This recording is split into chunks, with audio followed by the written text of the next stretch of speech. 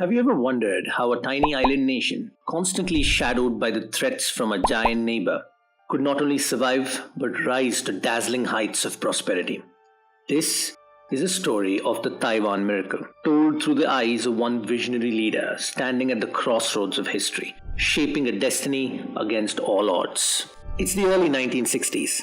Chiang Ching-Kuo, the son of Taiwan's first president, walks the devastated streets of Taipei. Factories bombed, fields fallow, people wary from waves of occupation, revolution, and uncertainty. Every dawn, the horizon glows, not just with sunlight, but with the foreboding presence of China just across the strait, waiting, watching. Chiang faces questions that haunt him. Can this island thrive while constantly threatened? What future can I offer my people? Determined, Chiang introduces reforms that will change the life of every Taiwanese. He launches sweeping land reforms, redistributing land from absentee landlords to hardworking farmers.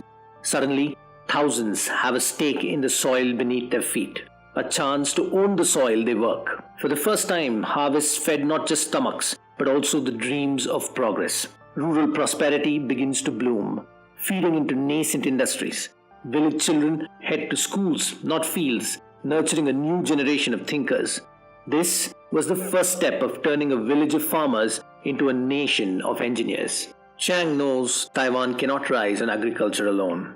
He encourages an export-oriented trade strategy, the first in any developing country. Textile factories rise, followed by small electronics plants. Taiwan forges relationships beyond its shores, selling shoes, radios, and toys to the world. Its people, once anxious and insular, now glimpse bustling port cities and global markets. The world begins to recognize the label of Made in Taiwan. But every step forward is shadowed by China's gaze. Slowly, the roar from across the strait grows louder. The threat is not just military, it's diplomatic, economic, psychological. At times, the nation feels like a lone ship in a storm, as for many countries, Taiwan was too small to matter, too dangerous to befriend a relic destined to be swallowed by China. Yet, Chiang and later leaders turned adversity into opportunity. By 1970s and 80s, the miracle deepens. The government invests in education and science. Fearing isolation, they open Taiwan to foreign investment and technology. Knowledge flows in. Semiconductors, computers, and advanced machinery become new pillars. Taiwan's universities produce engineers faster than the island could count. Silicon replaced soil. Factories became research parks. Taiwan was building its shield, not of missiles, but of microchips. Each year, Taiwan climbs higher on the economic ladder, strengthening itself against the possibility of being cut off or invaded by making itself indispensable to the world. The world starts to notice. Taiwan, once written off as a fragile, beleaguered outpost, emerges as a rising Asian tiger. Its GDP growth surges, reaching record highs. Its citizens' wealth rivals that of Japan, Singapore, and South Korea.